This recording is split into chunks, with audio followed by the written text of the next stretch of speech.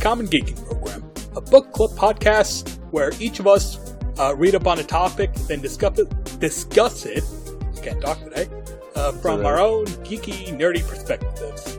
This week, I'm your host, Taeemul Chowdhury, and we will be discussing Little Witch Academia and feel-good stuff.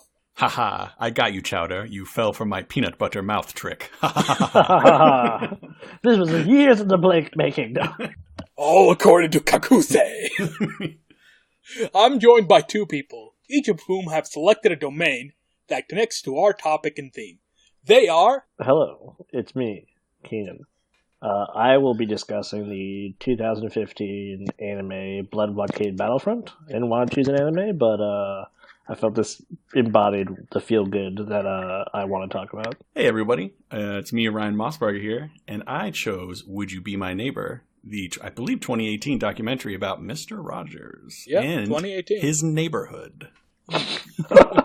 That's very feel-good. As opposed to the documentary just about the neighborhood, it's very interesting. Would you both be my neighbor? Bop, bop, bop. Cute like the Batman theme. Alright, so first we're going to just start off by summarizing Little Witch Academia, and then summarizing each of our representatives' domains, and then go into a discussion, where we just discuss. You know. With words. Yes, words. Finally, we close with a competitive rating section to determine who best contributed to the conversation, and whether today's topic was enjoyable. But without further ado, let's get started.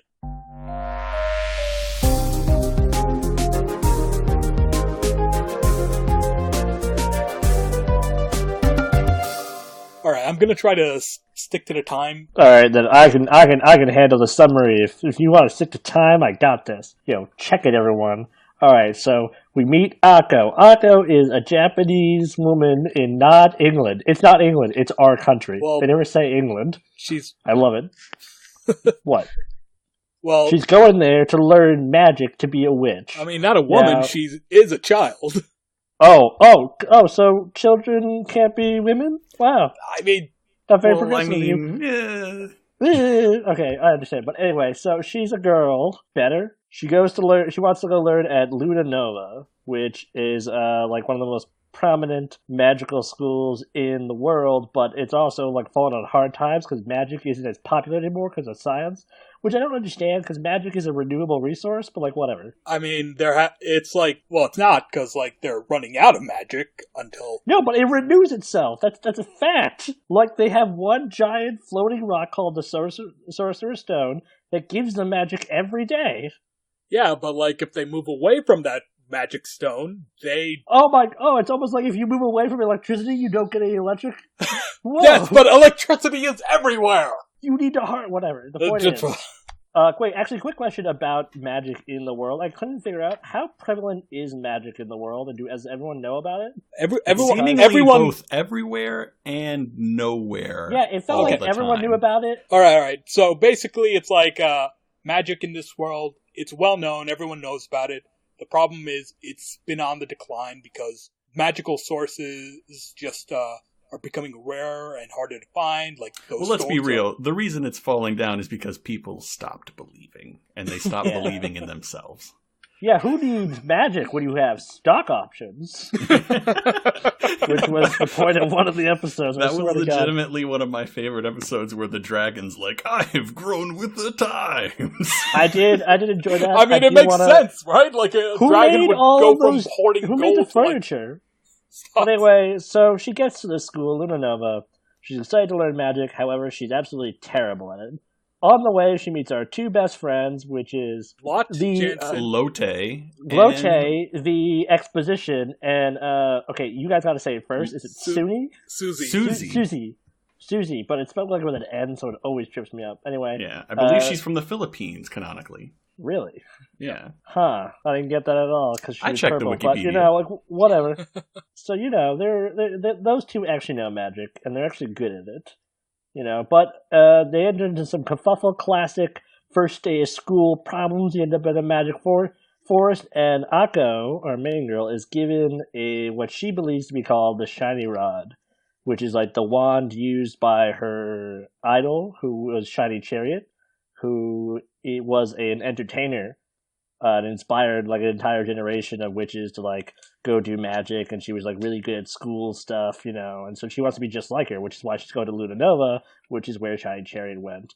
And then eventually an overarching plot for the fate of magic in the world is developed, centered around Akko and her friends as she meets, them in the school. Who do we have? We got Amanda.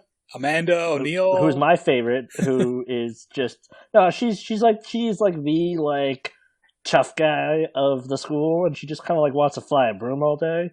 We have Constance, who's this tiny little woman who just kind of like a little girl who doesn't speak. She just makes magic robots all day. Francesca, who we don't really like count, but for some reason she's in the finale, who just eats. That's her whole characterization. And then we have Diana, and that's the only Diana, who's like the really talented rich girl who, she's a magical prodigy. She's, she's the rival to Akko. Well, according to Akko, let's make that clear. A real Draco Malfoy, if you will. Yeah, if Draco Malfoy actually like succeeded in any of his stuff. If Draco Malfoy wasn't a fuckboy. Yeah, if Draco Malfoy was actually good at magic and like. If Draco Malfoy had what's it called? What would you call it? Being able to... What's a MacGuffin-like quality of always knowing what to do in every situation. That's what it would be like. You can at least respect Diana. You can't respect that snot-nosed brat. Yeah, but we basically like watch her transition over what I think is a school year, because there's definitely a change in the seasons, and then it's, back to the way we started. And she's just trying to learn magic while also becoming embroiled in this ongoing, I don't want to say a conspiracy, but an ongoing problem with magic, because she's given the shiny rod, which turns out she has to reveal these 7 words of power within the shiny rod to unlock the Grand Triskelion. No, the rod is the Grand Triskelion. No, really? The rod is the Grand Triskelion, and to unlock the Grand Triskelion's power, she must say the 7 words. No, I thought the Grand Triskelion was the twig we find later. No, that's the world-changing magic. No, the world-changing magic, what she does, whatever. No, the world-changing magic is the stick. Believe me. Remember at the end where the antagonist is like, this isn't world-changing magic, it's the stick. And then the giant ghost lady's like, no. That is world-changing magic. You just don't know how to use it. I super enjoyed how the antagonist, who is she's a science professor, she's like, I use magic, but with floating Roombas, and like all the like the did the not like her as an antagonist. I think she was a good antagonist. I thought she was like a good antagonist, but she was annoying because all she did was eat soup the entire fucking series and act menace. Like there was no. Also, she's just one of those people, in my opinion, like one of those villains. Like, how could none of you see this coming? Also, we didn't report her because we have this one professor that we like.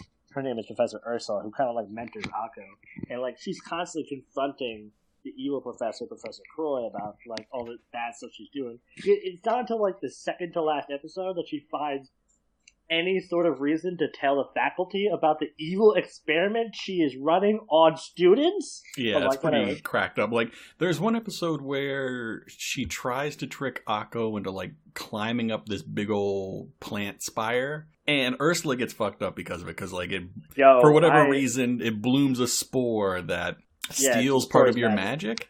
And like at what point was like Ursula like, you know what, this is a real bad thing that you did, but I ain't gonna be no snitch. No, dude, I was pretty. No, I'm sorry. I hated that episode because Akko, who she's like Professor Croy, the evil witch, is just like, oh, that's weird. It's like Ursula lied to you. I was like, don't you gotta turn Akko against Ursula, and it works. At one point, like Ursula flies out to save her, and she slaps away her hand. I was like, how dare you? Yeah, don't you? That woman is doing everything for you. Yeah. But eventually, like I said, Akko, through the power of friendship and perseverance, eventually, and I really mean eventually, because for the first 10 episodes, she is bad at everything. She's even bad at circumventing like magic. Like every time like something comes up, she wants to be a good witch. So like she tries to do stuff. She can't do it. So she tries to think of a different way to do it. I don't know. It just kind of annoyed me for how long we spent just not being good at it. But eventually, like I said, she learns how to control magic, becomes friends with the rich girl and everyone else. And, through the power of friendship and belief, because believing in yourself is her magic. Believing in yourself, it's your magic. Yeah, well, they eventually save the day. And that's Little Witch Academia. It's about, persevering. Yeah, exactly. Living up to your dream. Wait, Keenan, before we go on, is your mic scratching something? I feel it's like you hear really bad scratching in the background. I mean, I'm scratching myself. Well, yeah, that was me scratching my shoulder just now. I just cleared some stuff out of my headphones. Maybe that was it. Maybe. Well, if it's not happening now... Well, if it happens again, Okay, where was I? Okay, so yeah, the reason I wanted to talk about Little Witch Academia is, well, when this episode airs, it's gonna be my birthday! Oh, Yay! shit. Wow, Happy I didn't birthday. know you. Happy progressive birthday day. And you're another year older. Your cells have aged by a whole year, or have died. One or the other. You are 1 year closer to death. Yes, I am. Or 1 year closer to immortality, depending on how you view things. Yeah, and it's and like reflecting on the year, I don't know. I think it's been a good year, and I guess I just wanted to celebrate. Year the Chowder, hell yeah! With just something about feeling good, something that makes me feel good, that makes me happy, and like Little Witch Academia is great. It's a very inspirational story to me because there's a lot of analogs to like Akko going to magic school and going to art school, and the way she's really bad at it, and everyone else around her is really good, and just like a lot of the lessons in Little Witch Academia are just very are just good life advice, be patient with yourself,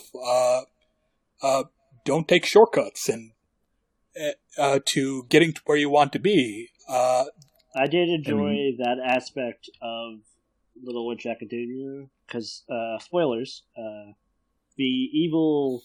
The morally gray, which is I think what they wanted to go for, but she just came off as like solidly evil. Professor Croy, the technology professor, she eventually, gets a hold of like the world authoring magic by using science and cheating and stuff, and it literally just like makes confetti, which I thought was petty and wonderful. Like it was like, oh, I'm sorry, you didn't have all 7 words. You could have bubbles. How about that? Oh, wait, and Chowder, you forgot the most important lesson, is that when you take a class taught by a fish, you have to make sure that you know how to speak fish.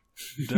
Okay, why was that an option for her? They talk about how it's only high-level linguistic students. I was like, why was that even available for her elective? Low-key, Ursula failed her at almost every turn until the second part. Until the second season. No, I'm sorry. I am 100% in defense of Professor Ursula, because Akko didn't try until the second part. Let's be real. Ursula was barely.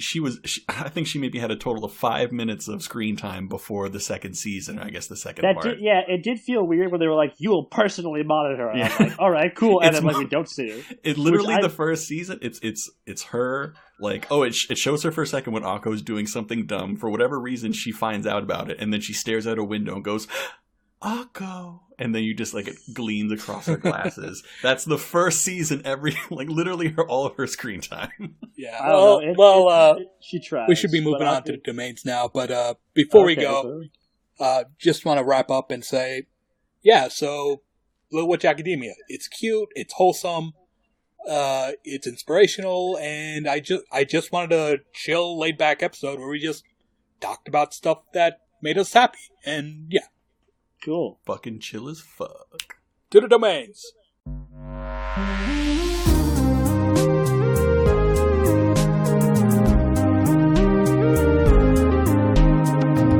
Alright, who's first? Keenan. You. Oh. Yeah, Keenan, go first. Thank you, hello Keenan. I chose Kekai Sensen. I didn't want to choose an anime, because I feel like I talk about anime a lot on this podcast, but whatever. This is something I recently rewatched this with my roommate. It is a shonen manga that was adapted into a anime. And I want to talk about the anime. It was actually adapted by Bones. The animation is pretty good. Funimation did the dub, so that means, it's also pretty good on that aspect. It is basically about a young photographer named Leonardo Watch, who, through kind of terrible circumstances, he obtains what they call the all-seeing eyes of the gods.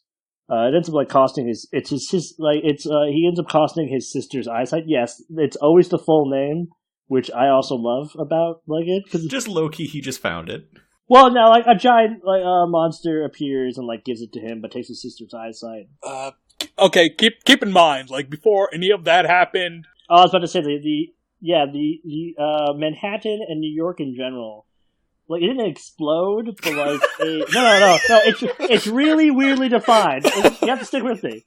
A cross section between the two worlds, as they explain it, between this world of monsters and our world opened up in Manhattan, and it was able to be prevented, but now New York City's gone and it's Hell Salem's Lot.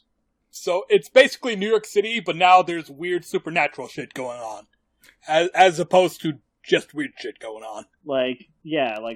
So a more tame version of New York City, if you think about it. But it's this everything's monsters and magicians are very commonplace, and it's crazy, And he ends up going there and joins a secret organization called Libra, which are these monster hunters / terrorists, code fighters / terrorists. No, they're terrorist fighters. I worded that wrong. Okay. Libra fights monsters and terrorists and all sorts of threats to the world. Because they're a secret organization that just want to do good stuff. It had a second season, which I was very happy about. It, like I said, it's a fighting, anime. It's called Blood Blockade Battlefront because a lot of the characters use blood magic, their own blood to supply alter blood and then use it for magical abilities. Yeah. The reason why I chose it is because it has a lot of what makes me feel good. Which is a lot of in all ensemble animes, its finale ends with New York blowing up again. And nothing makes Keenan happier than knowing that New York has been destroyed. No, it ends with all our ensemble cast coming together and we're all fighting towards a common goal, which I love. Little Witch Academia did it. And I'm a real yeah, power of friendship. Yeah, right here. Exactly. Oh. In that last episode when Akko and her friends were are on the broom and they're all pushing each other off. Chasing Voltron of brooms. And chasing after a literal magic missile. Yeah, I also thought that was funny. But yeah, no, it has that. It also has every episode has an inspiring speech by someone because. See, the thing is, Leo, despite having these magic eyes, is literally just a dude in a town with a lot of scary dudes. And he's not very good at fighting them, so he doesn't. He's just a normal dude, and a lot of his character arc is just about learning to be okay with himself and the choices that he's made and the actions that have been affected his life. So that's mainly why I chose that, because like I said, it has the same kind of ensemble dynamic where it's very episodic. You can kind of pop in whenever you want. Once in a while, I'll just watch just a few episodes that I like. And like I said, that's why I chose it, because it has a lot of the core things that make me feel good. Good versus evil, inspiring speeches, everyman characters, and power of friendship. And also at the climax, they play the theme song, and it is hype. Ah, yes! Also, this actually did have one of my favorite openings and closing of an anime ever. Yeah. The closing for the first season is literally just them dancing to a really good song. all the characters are just hanging out. And it's wonderful. I love that. And yeah, closing. if nothing else, listeners, just look up Blood Blockade Battlefront or Kekai Sensen's Season 1 closing. You'll love it.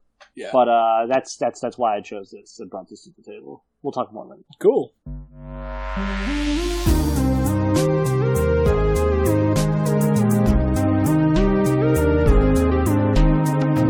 Ryan, you're up. This episode, I chose to bring to the table Mr. Rogers.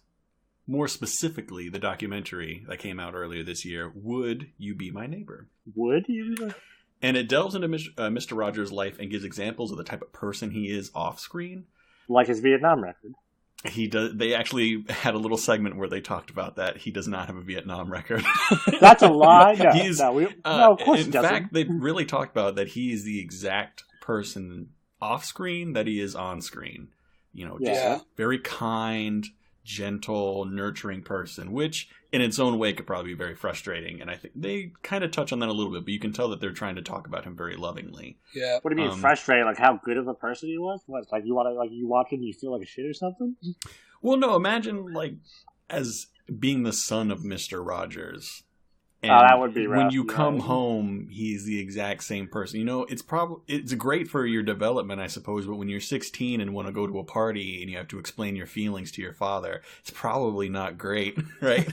Yeah. I don't know if you guys ever watched the show as a kid. I did, probably when I was very young. Yeah. I did. I can't remember most of it, though, because I moved over to VeggieTales pretty quickly.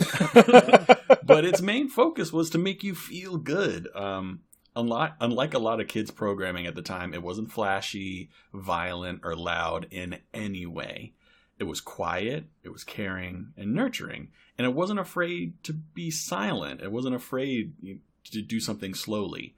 And it just taught valuable lessons about just empathy and communicating with others. Exactly. And at its core, it was about telling children, and not just any children. Well, I mean, just not like a child or a specific type of child, but all children, no matter what they were, that they were special, that they mattered, and that most importantly, what they felt mattered. Mr. Rogers made children feel good not by distracting them from their problems, but by validating and explaining what they feel and talking to them on the same level. I think even now as an adult, when thinking about children, I'm even in my head like talking down to them. I think as adults we start to lose this kind of way of seeing it from their level and understanding how they feel, just because like, oh, why are you upset that you can't, place your cup there? Well, to them, that is the thing that they were going to do today. And then, we thrash it. I chose it because I think Little Witch Academia would greatly confuse Mr. Rogers on just about every level. On one hand, the message is very sweet, and I think it goes out of its way to talk about, like, people's feelings, their motivations, and kind of deconstructing their conflicts and showing why people are angry and how they can get better. Like a lot of the conflict in the show, even the main conflict between Ursula and I'm blanking on the antagonist witch, but it's really just it's one person being jealous of the other. And then her name's Croy. Yeah. Croy. Yeah, Croy. It's really just centers about jealousy and them not being able to cope with it adequately. Croy wanted to do something amazing with the world and wanted to change it on a fundamental level, while Ursula... What did she want to do? Question, because I actually did not fully understand. She wanted to bring back the age of magic. Yeah, but she wanted to do it in a intense, powerful way, while Shining Chariot, she wanted to make people believe in magic again. They both wanted the same thing, but they wanted to do it different ways. One was just a dick about it. Yeah. So, on one hand, I think he'd find it very sweet, and he would love the way that they talk about people's stuff, and the show definitely does shy away from violence, what I think he would like. But the format...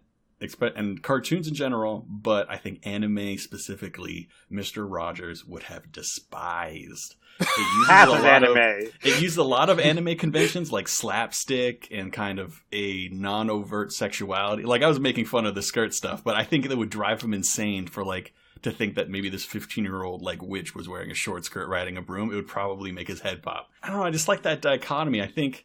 And what I think about Mr. Rogers, I think about how sweet he was, but I also do think about how kind of behind the times he was in a lot of ways. Like I've seen the documentary. Like really the worst thing they could say about Mr. Rogers was he was a little slower on certain issues, or slower taking on certain issues than he was on others, and even then he still came around to the moral thing. Yeah. But much earlier, I would say even on some of the things he was slower on, he was more accepting of it much earlier than was probably socially norms. Like they talk about, I can't remember, not Mr. McFeely, but the police officer. Oh, the black guy. Yeah, I can't remember his name, but he was gay, and he was Mr. Rogers was kind of against it. Like, you can't go to these gay clubs anymore. If you find out, if anybody finds out, I'll have to fire you. And the guy that played him kind of was he was kind of rough on me at first, but it didn't take him long to accept me for who I am. And I still couldn't maybe do the activities all the same ways I wanted to, because I think he was kind of trying to explain to me that I was emblematic of something, that I was his figure as a black person in the homes of children, you know, being this kind of mentoring figure was more important than, I guess you could say, his wants or needs as, you know, as an adult, in that kind of, you know, in relationship wise. So it is kind of a weird thing. So I wanted to talk to him about Mr. Rogers, because he does make me feel good. Like sometimes I'll watch old clips, and if I'm feeling like really down, and it is something uplifting, especially seeing something from your childhood. But also I like the idea of maybe if this had come out a little bit earlier, Mr. Rogers sitting on a couch somewhere and then watching this and just being utterly fucking confused about what to do about it. I mean, it just makes my mind boggle, because I do think it has a really good message. I think this anime is super feel good. It's very sweet. It doesn't talk down about it. I mean, it definitely tries to show different viewpoints. And it doesn't really sexualize the characters. I know that's not a high bar to pass, but this is anime we're talking about here. This is anime we're talking about here. It does a real good job of being all about women, but not being all about women. It's not, you know, they're not talking about like, oh, my boobs are so big, blah, blah, blah. Like, you could replace any of these characters with any format of human being, and the stories would still play out just as well and just as fun. I mean, yeah, you know, men, women, anything in between, or anything that does not lie outside. You know, I liked the way you said it as well. I wasn't trying to be like, what do you mean? No. All right. Let's move on to the discussion then.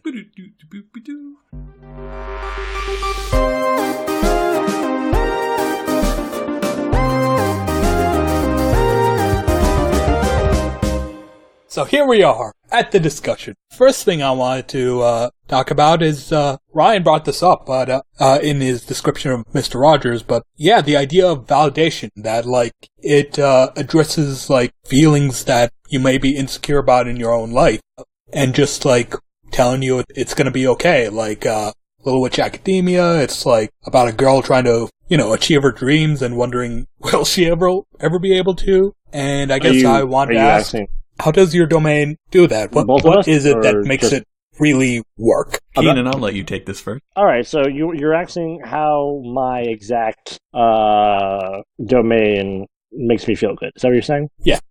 Okay, well, like I said, there's a few components of, I think there's different types of feel good, you know?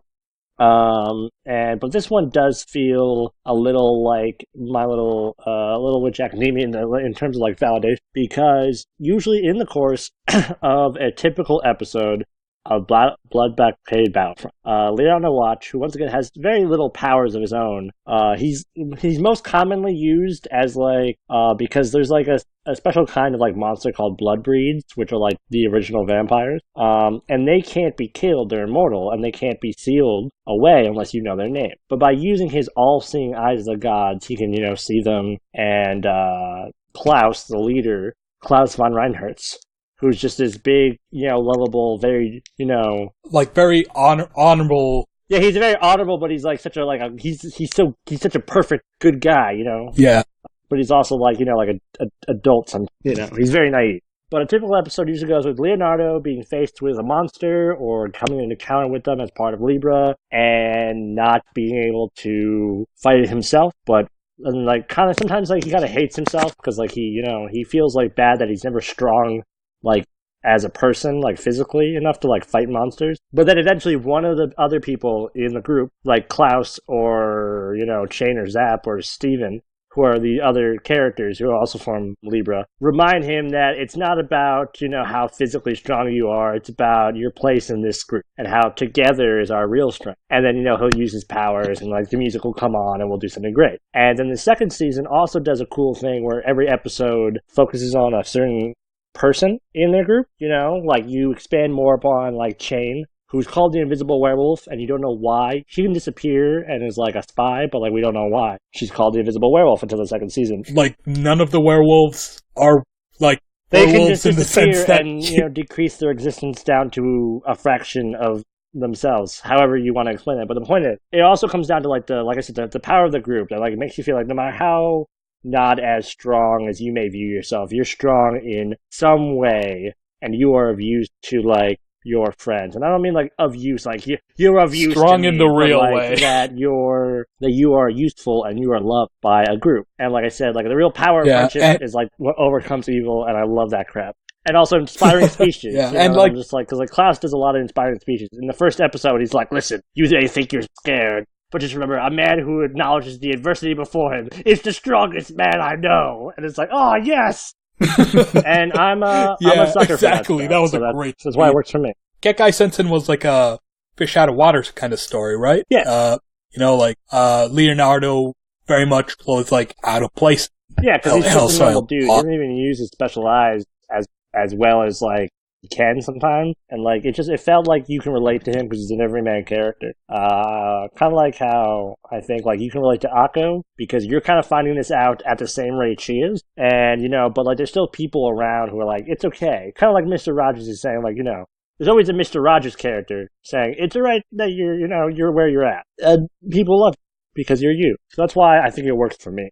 I don't know if it works for everyone because, like I said, like I like those inspiring speeches. I like the power of friendship. I like a good, straightforward, good versus evil scenario. You know. Ryan, you have anything to say? Or? Yeah. I think Mr. Rod. If I understand the question, it's like, why does it make me feel good? I think on one level, there is like almost a comfort food aspect to watching Mr. Rogers. It's such a different pace than other shows. It has a very calming effect. He doesn't ever really get loud. It's almost like a meditative thing, and 30 minutes of silence focusing on a single thing, and also a lot of his lessons that he talks about, even if they're aimed really at kids. I think they're important things for adults too. You know, it's okay to be angry. It's okay to be upset. But you need to be constructive with those feelings. And instead of just stewing in it, you need to try and talk about it, or you need to put it forward into something else. I mean, if you are upset about a situation, the best way to get over that situation or get over being upset is to use that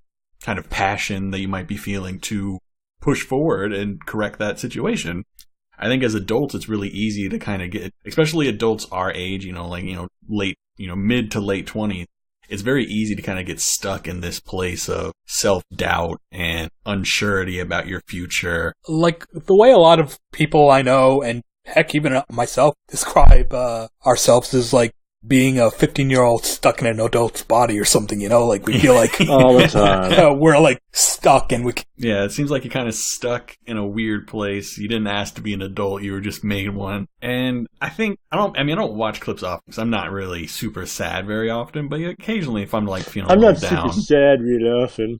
Well, yeah, I mean, if I'm feeling very sad or like just a bit, just like, I don't know if wasted is the right word, but like emotionally wasted, I'll watch like a clip or two of something like exhausted of Mr. Rogers' Neighborhood, and it's delightful. It brings me back. I used to do the same thing. If I was feeling like really down, I'd watch like an episode of Scrubs because I think it does the same thing. There's more slapstick in Scrubs, but it's always delightful. It always ends up most of the time being an upbeat episode, and it brings joy, it doesn't bring you down. So, I mean, that's kind of why I do. I think there's a combination of the message that Mr. Rogers has and that kind of, I don't know, that the novel feeling of like touching back and like looking back and when you were like 5 or 6 and first listening to these things and like so like a nostalgic, safe, the innocence of youth. Yeah, I'll get that. I'll harken back to a simpler time. It was the best of times. When I could just eat my cookies and my milk. It was the worst of times. And just do all the things I wanted to do because all the things I wanted to do were watch TV and run around all day. But then someone said, "Wake up! You need to make money." Ooh, Yeah. I wish we could turn back time. No. I never asked to be born. Yeah, right. And now we're stressed out. Yeah.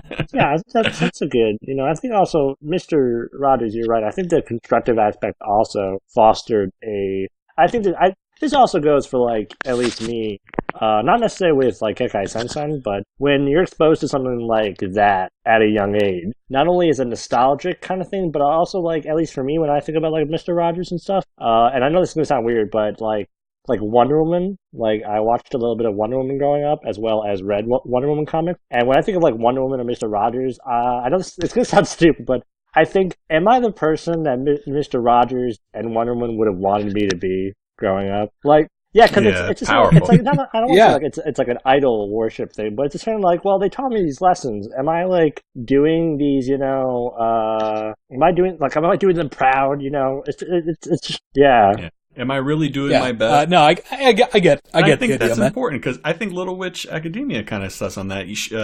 Akko's always trying to measure herself against Shining Chariot, and at the end of the series, you realize that Shiny Chariot failed. She let her anxiety get the best of her, and she put a big old cross on the moon. Like, She shot the moon. yeah, I really was hoping that because it almost seems like she's going to take a bit of an evil bent, where they talk about how like she may have had something to do with Akko not being able to properly use a broom. Like she stole a bit of her magical power to power her shows. Unknowingly. I was about to be very upset about that. Honestly, I really wanted it to be that she knew about it all along. No, why? 'Cause I would have felt betrayed. Because I think it's such a betrayal. I think it's more of betrayal that she didn't know, because she messed up so many people's lives and she didn't know about it just because. I mean, and then she didn't tell anybody. She never told. I mean, because obviously, Croy did something awful to her. I mean, that is the equivalent of fraud. I mean, oh yeah, I'm going to set you up with this real cool thing that'll help you out, but I'm not going to tell you. It literally will steal the magic out of children's hearts. That's a malpractice, Rob. And she didn't tell anybody. She just went into obscurity. She didn't tell any. I would assume there'd be some form of like magical authority she could maybe talk to about like, hey, this woman is messed up. But she didn't do that. So I thought it would be much more straightforward if she was just like, I don't know, that sacrificing the small things for her greater purpose, and it just kind of led to one place or another. Because I think that's much more human to know the risks and do it anyway because you think you're doing a greater good. Oh, I was going to argue that one. I think it was more human for Shiny Chariot to say, yeah, I need to do this. I'm willing to like go. I'm not going to act how. And she didn't act how, but then upon acting how, she it stayed true to like what we thought of her. That she kind of like, as we know, she disappeared 10 years and then showed up a few years, before we met her as a professor at her school because she was so emotionally defeated, and she did fail, But I don't think I would have been okay with her knowing about it. I don't know if we could have come back from that. You know what I mean? Yeah, I feel like I would have lost a lot of respect if like she did do it knowingly. Like, I still think like I lost a little bit of respect for her doing it in the first place because she didn't ask how she was getting this magic. Yeah. But Like also, I think it's enough that she didn't like ask about the consequences or that she didn't own up to it after the fact. I think she trusted Croy, and to be fair, when she uses the rage spirit later, it doesn't steal people's magic. It just feeds off the anger. So, I mean, if you heard like, oh, it's a dream spirit and it's going to help you do magic. Yeah, it sounds pretty good, right? I would think it would just feed off the good feelings I'm giving people, and it would feed back into me. I wouldn't be literally stealing the magic from their hearts. That's such a weird jump for the show to make. It's like, oh, this rage thing? Oh, yeah. It just like feeds off people's anger. Yeah, it was. But this dream spirit, it's so beautiful. It will eat your soul. Like, it was a little jarring. I'll give you that. I thought that was a little jarring. Yeah, yeah, because and then all of a sudden we're on the brink of nuclear war. Apparently, all because that other country. Yeah, over a football game, and by football I mean soccer. But that country, and by that country I mean Germany. I can honestly see a soccer game starting a war in real life. I get that because people care a lot about soccer. People care about too much about sports, period. But also people care too much about comics and anime, period. But I will say though that I don't know. There was a weird tonal shift. I agree. That like we went from like not doing like anything and like literally Akko every episode like, oh, silly Akko, and then like all of a sudden then like so basically unlocking a word every single episode until the end. Not just that, it also like turned to like, hey Akko, you're actually kind of like a real fucking burden sometimes on your friends because like you just don't fucking listen to them. And then finally, I think it was the one with the goat, the sacrifice. Oh, the episode. Skeleton? No, the sacrifice episode where they had to sacrifice, quote unquote, allow a ghost to eat them and then excrete them unharmed. Gross, by the way, that's fucked up. Are you telling me that like every year, like this school just chooses 3 people at random to basically be made fun of for the rest of their lives there? Like, come on. Now, There's some fucked up traditions at this school. This school's really bad at bullying. Shine on that enough. I was texting Chowder about it, like, as I was watching it, and I was like, every episode I'd be like, why is no one, like, stopping this? Like, literally, like, the teachers will be, like, right there, and the two bullies will... Wouldn't be the first time a magical school was really shit at their job. Hogwarts. Well, a bunch of white, upper class people not getting, any sort of consequences. But anyway, it is Harry Potter with ladies in short skirts, so of course it's going to be an exceedingly Magoo-like university that they're in. They're not British. They're in our country. That's the only way it's referred to, guys. You don't know it's English. Our country and their country. Yeah, our country and that other country, which I both loved and hated, because, like, we both knew what they were talking about, but, like... Yeah, okay, so, next question. It's very easy for, like, shows that try to be feel-good to veer into schmaltzy, overly saccharine, and insincere. And my question is, how is it that these feel-good shows manage to feel sincere, really reach out to people where others may have failed? You mind if I go first, Ryan? You may. I'm sure Ryan will have more other different things to say because his is more like decidedly trying to help real people, while ours is just simply observing journeys of characters. I think making a relatable character that we can kind of, project our feelings on, as well as, like I said, relate to. I think an everyman character like Leonardo Watch or Akka we can relate to, and also we're there with them as they go through a journey.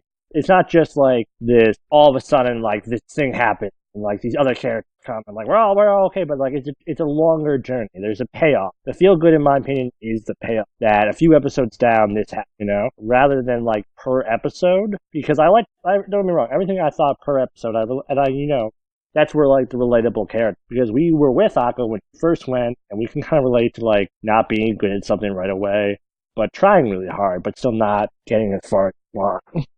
So I think relatability is important, and also to not make it so dramatic sometimes, because in a lot of the feel-good stuff, it wasn't like, yeah, sure, it was theatrical, but not dramatic, I should say. Like, yeah, Akka wasn't good at magic, and, like, we have never experienced magic before, but... She's not angsty about it, for the most part. Yeah, her revelation about it, Leonardo's interactions with, like, the supernatural. It wasn't, like, a dramatic, like, oh, I need to do this. It was like, oh, no, I just need to work hard. Like, the themes are still universal. I would argue that's why, and by keeping it grounded, by making realistic characters, and the overall theme, universal is what makes it feel good without becoming too, and like I said, and like overall, just like good writing, basically. What was the question again? How is it that these feel-good shows manage to reach out? Don't become saccharine. Don't become saccharine, yeah. All right, so I think it'd be, depending on your perspective, Mr. Rogers' Neighborhood could be pretty saccharine. I think there is I'm lacking the words to describe it. Overly saccharine, I should say. There is a quality to Mr. Rogers, the kind of slow, even speech, the kind of overwhelming sense of like, oh, you're loved, you matter, that I think to some people might be oversaccharine, but I think to the majority of people, especially people that watch him as a kid, it never felt that way because you always felt like Mr. Rogers was on the level. He wasn't trying to be oversaccharine. He wasn't trying to like butter you up. That's just the way he felt. Yeah, it was soft. It wasn't like forced. And it was sincere. Like he actually believed what he said. Yeah, there is a feeling of like legitness. And when you watch some of because in the documentary it shows some videos of him like working in small groups with children. You can see, like, when he's working with kids, he loves it. Dude, he does. He's not talking down to these kids. He's talking with them. He's so excited to hear what they have to say. And he's giving them everything. He's not, oh, what is that little drawing? That's blah, blah, blah. That's cute. He's like, oh, my God, these are treasures. And you can see in his face that he's so animated and happy. And then there's one thing where he was, like, working with a puppet. And he's got, forget the tiger's name. I think, what was it? Crap, I'm blanking on he had a tiger that he used for almost the entirety of the show. But he's like working with a kid, and you would think that this like a kid today would probably be like, oh no, like that's weird. I'm not going to talk to no sock puppet. But I think that would be just as true 20 years ago, and like when he was doing this in the 90s, and kids would love it. But I think because they could just sense that like this guy's not messing around with me. He's not trying to make fun of me. he's doing something sincere here, even though it is weird that he's doing this thing with this puppet. And I think kids especially can tell if you're being fake with them, like, off the get-go. And as adults, I think we lose certain qualities of being able to, like, detect fakeness. That's why I think it's kind of the way we are, why we pick the politicians we do, all that stuff. And I think that's just like why it just never comes across weird or oversaturated with schmutz, as I guess to say. Schmaltz. It just feels like he's always on the level, yeah. The sincerity kind of washes all that doubt away. All right. So that'll about do it for our discussion. Normally we have a part where we answer listener questions, but we don't have any for this episode. So just so you know, for each episode, you can ask us questions and we will answer them. You can also give us reviews and we will read them out loud.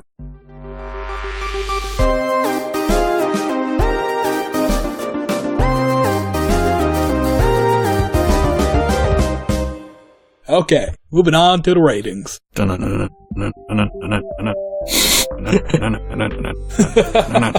Sorry. Anyways, here we're going to, our two representatives are going to rate Little Witch Academia out of 5. What should I use here? Little teeny short skirts. No. Hell no. No. Philosopher's Stone? No, I got it. Different personalities of Susie Susie, oh, because Susie, because there was one episode where like Akko goes into the mind of Susie and she's like meeting all these different like personality traits of Susie, and it's the funniest episode. Yeah, it's a pretty good one. It's solid. And also how the amalgamation of all of her good and bad personalities stops rampaging through her mind because she thinks Akko's gonna give her a little kiss. Oh, yeah. Also, that was surprisingly sweet with the whole, like, oh, yeah, she thinks about, the time you met all day. It's my favorite memory. I'm like, oh. Although, straight up, I just want to say, for, like, all fucking purposes, I straight up did not... I'll say this later, right now. So who's gonna rate first? Me? Keenan, yeah, you go first. Alright, I thought that... And also, guys, be nice to me here, okay? It's my birthday. It's his birthday! It's my birthday. It's my birthday. Alright, for you, I'll give this a solid 4. Yay! Because I thought that while it did have some... there was a jarring twist when it became ultimately... in my opinion, I think it became a little too serious too quickly. Before we were just kind of having fun, learning how to do magic, and then next thing we know, the fate of magic and also this one country is gonna be embroiled in everything. Also, there were some times where I felt like some of the characters, I just ended up not liking them as much as, I think they wanted us to. I thought the character of Andrew, who is this politician's son who slowly learns to like magic, and I think he slowly develops a crush on, Akko, is just kind of like a skis ball. He catches them being, Akko and her friend Amanda, being tortured by his compatriots at his school, and goes, we can't do this here. We can't do it we can't do this. We need to have a duel. We should have you two fight to the death instead. And I was like, what the hell, Andrew? You're supposed to be helping us out here. Yeah, he feels pretty skeezy. He's definitely a Jared Kushner type, if you get my drift. Wow, that's I wouldn't go that bad, but damn. But yeah, no, I felt like some of the characters they weren't as likable as I think we were supposed to like them. I even had a real trouble liking Diana for even long after we have her special 2-part episodes where we learned to like her. But overall, we learned to like her. I like that. Yeah, I mean, I hear there's going to be another season, so they might have. Cool and all, but like I said, I'd give it 4 though because it did legitimately make me feel good. And like I said to you before we started recording, I did not expect to watch all of it. I used to watch all 22 episodes, and I was like, all right, I'm gonna probably watch 6 because I doubt this is something I meet with my big showing, anime fan. I don't need to watch Little Witch Academia. And then I ended up watching all of it, I devoured it. Little Witch Academia is for babies. I want grown-up anime. Yeah, I want to watch my Blood Blockade Battlefront and my Death Notes. No, but I want to watch Goblin Slayer all day. Goblin Slayer is just awful, in every definition. Don't watch Goblin Slayer. It is a disgusting game. Yeah.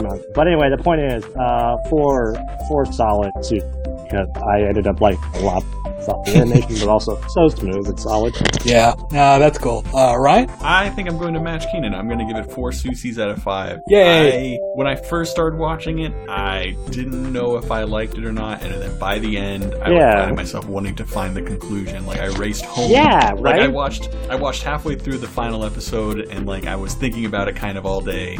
And then I got home and I watched like the last 10 minutes of it. And I was driving at work and I was just like, driving and I'm just on the highway, minding my own business. I'm thinking, no, Shiny Chariot could not have known. No, that is not Shiny Chariot.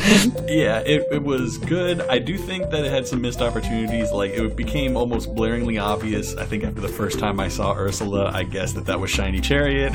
Oh, yeah, right? And I think that Croy, as a character, I think was a little underdeveloped. She was a little two-dimensional, and she didn't really have any weight as a character, at least in my opinion. Until, like, her motivation? And even then, it was pretty weak. I think her motivation... But I liked the overall message of the show. I thought it was really pleasant. I thought... When I felt better, I thought it was very much a comfort food type of show. You watch it and you feel a little better. And I do like an anime that I can watch in front of other people and not be embarrassed. Oh yeah, that's actually. I don't know. There's a couple of them. Like I watched Sword Art Online, and that one it's fine to a certain extent. Sword Art Online gets rapey sometimes. Why? Yeah, I don't even know why. There's a weird uncomfortability factor to watching like certain things. I mean, it's like you get locked into it, but like the people were dressed appropriately. I didn't have to explain like, oh no, that's armor that girl is wearing. That's why her underboob is showing so strongly. No. You see, she breathes through her skin. It makes sense. It's a sailor suit is giving her power. I appreciate an anime that I can watch in public and not be like low key ashamed that people think I am watching some form of porn. I do appreciate it, even though I could probably do a little bit better job in Little Witch Academia because it's all. Although I could probably do a better job of watching. But they're all porn in public all the time. Yeah. Yeah, I would say it's a solid 4. And depending on what they go with the 3rd season, maybe my score will rise. I did like that it had like a finite ending. I do find that some anime just keep on going and going and going when they don't have any story threads remaining, and it just kind of was a bore. I did like that it kept to a tight 2 seasons, but maybe if there's a 3rd season, they can elaborate on some stuff, make it a lot of fun. So I'm in. I'll probably watch a 3rd season. Yeah, all right. If there is one. And I agree with your statement on Croy, though. I just want to add that also to mine. That her whole motivation for this, being simple petty jealousy, was like, and not even like we were best friends, and they were like, oh, I got this, and then she was like, oh, I'm sorry, we can do this together, and she was like, no, it has to be me. The anger she had just like watch it. There's one scene where she's there watching Shiny Chariot like do a little show in a town square, and she's just so pissed. It's just like, why? What does it matter? Yeah, when she was right there when Shiny Chariot was picked, she was like, oh, why did you pick this useless idiot? And I was like, oh, wow, I thought you were friends. Damn. Yeah, you always think she was an idiot? What the fuck? That's pretty funny, yeah. Do you know what I mean? Like, I was like, oh, okay, let's take a step. Little hurt, but all right. I understand your feeling, but all right. So Chowder, what's the gold star? The gold star. Well, for this episode, the gold star is going to be the golden shooting star broom. Grand Escallion. Nah, the shooting star broom. Or the golden shooting star broom. It's going to be gone for pretty much the entire season, and then like just randomly pop up in the last come episode. back at the last minute to save your ass, and you're going to be thankful you had it, even though you forgot about it.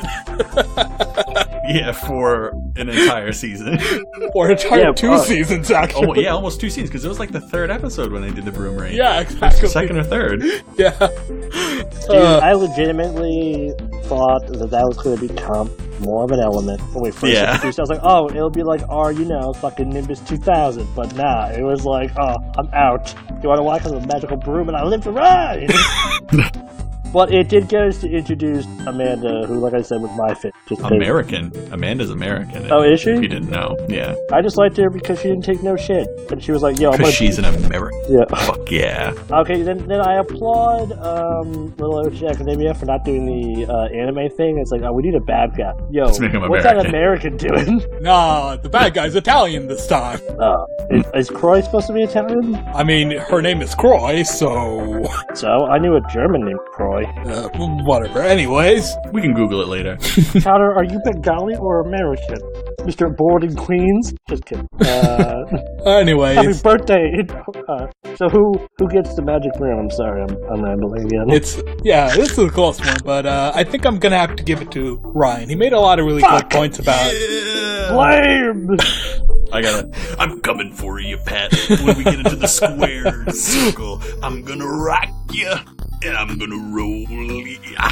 Maybe we need to have like a team Golden Star final battle. Like, you know, like everyone has to pick like a few different people from one old common geeky pro. And like just as Ryan's about to lose, the broom will come in to save his ass on the last minute. I believe that I remember that I have friends and that I believe in myself, and that's my magic.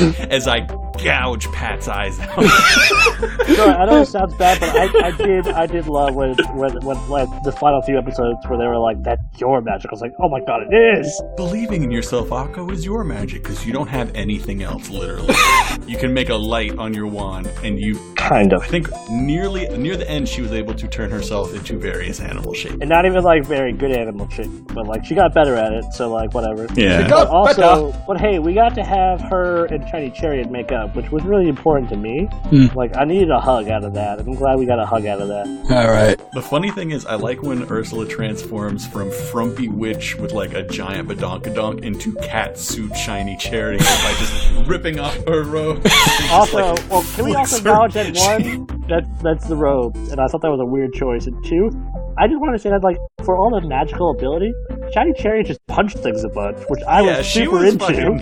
Super ninja fucking shit going on. Yeah, I expected way more like... I didn't see her wand flick one time. That wasn't magic. That's just her. Yeah, way more magic, but she's like, I'm gonna drop kick this dragon. And I was like, yeah! Jesus Christ. I mean, you know, she made the dragon disappear by obliterating it. Yeah, but, so like, yeah, but I also agree with Ryan.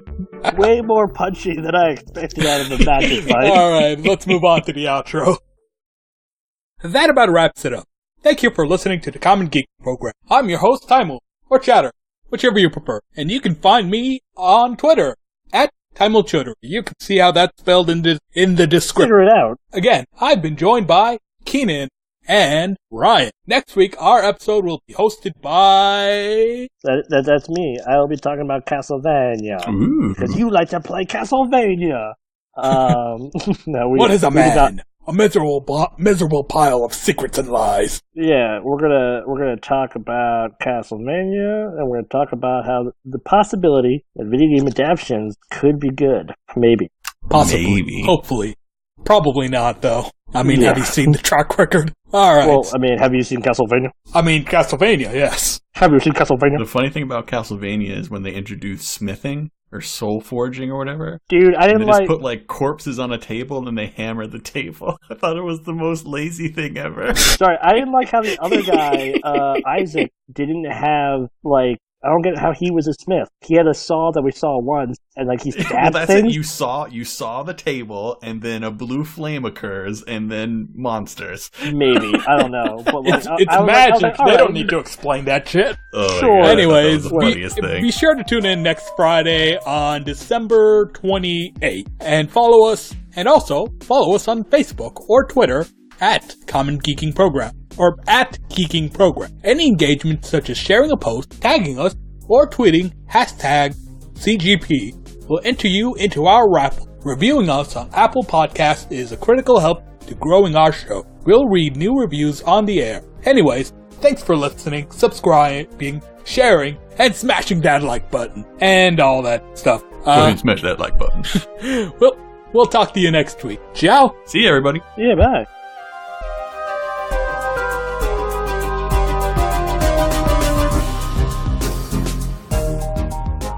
This episode of the Common Geeking Program was hosted by Taeemul Chowdhury, joined by Keen Kodesh and Ryan Mossbarger. This episode is sponsored by Believing in Yourself. Don't knock it till you try it, because, you know, we could all use some self-confidence, I think. I suck, don't I? Well, anyways, the podcast is created and produced by Colin, Ketchen, and Jeff Leavitt, with this episode edited by me, Taeemul Chowdhury, co-edited by Colin Ketchen, with original music also by Colin Ketchen.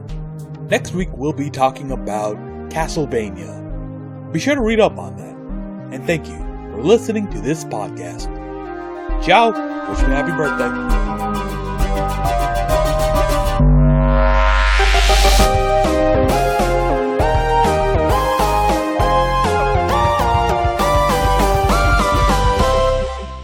Oh, so, okay, quick, Ryan, did you also, because, like, I agree with you there was a rough start, because I'll be honest, I was texting Chowder, I was like, I don't know how we're supposed to like these two girls outside of Akko, because Susie just straight up tries to kill us. Yeah, And I then did not... and then Loda is just like, oh, hey, can you get to school? Oh, no, I have no way of getting there. Oh, well, you're going to get expelled, and then, like, was straight up about to just leave her. I was like, what the fuck? From the first episode, I was like, okay, so Akko is just gonna... I thought it was gonna be like dominoes. So Susie was gonna, like, push over Akko, and then Akko was gonna push over Lotte. Kind of, like, relative, like, charisma level. And, like, so I didn't understand how Susie was gonna fit into it at all. But I actually like the way that she ended up fitting into his. Oh yeah, where she was just like, "I'm gonna release a downer." I'm gonna release this love bee because you know what, I can. Just as a force of chaos. Yeah, I think she was fun in the episode. Yeah, the love bee episode was, I think, my favorite. It's just like gotta feel like Midsummer Night's Dream. So I don't know, it's a really good episode. Yeah, I liked it. Yeah, she smacks that dude right in his fucking face. Yeah, that was great. Like I said, overall, like it had a rough start because, like I said, I wasn't sure how I was supposed to feel about all these characters. Also, real fucking clever. Also, Diana was way too good at just everything for me to be okay. Yeah. Oh, like, I know this language that almost nobody ever speaks, Draconic. Even all the teachers don't know what it means, but I know what it means. Yes, I know exactly what it means. Like, if your teachers don't know it, who taught you, girl? Huh? Also, if you put into the fact that she also wasn't good at magic before, how did that like that just statistically doesn't make sense. I mean, no, also, like after she lost her magic to the dream shiny chariot. Yeah. Shiny chariot. Like, you know, she had the wealth and she tried really hard. I get that, but like my point is, she still had significantly less time than everyone else to learn how to do 10 times as much as everyone else. Again, like I know she just tried really hard, but I don't know. She had the best magical tutors. Yeah, but like I said, my issue with Diana was also that like she was just way too mean for us to like end up liking her later. Yeah, no, I liked her later, but my issue was like when we met her family and like that we found out her family crest was like kindness above all else, right? I was like, wow, Diana, you like didn't get any of that, huh? Like you loved your mom, but I guess you forgot she went about through character development, you know. Yeah, she did. Don't get me wrong. She went through a character development. Yes. A single character development. Don't get me wrong, she got better, but like also she was so bougie. I liked when she was called out by like Akko. She's bourgeoisie. I was like, yeah, I like that. Communist Akko. Because legitimately, I think I texted you, Chowder, when she first went into her room. I was like, why is her room so much better?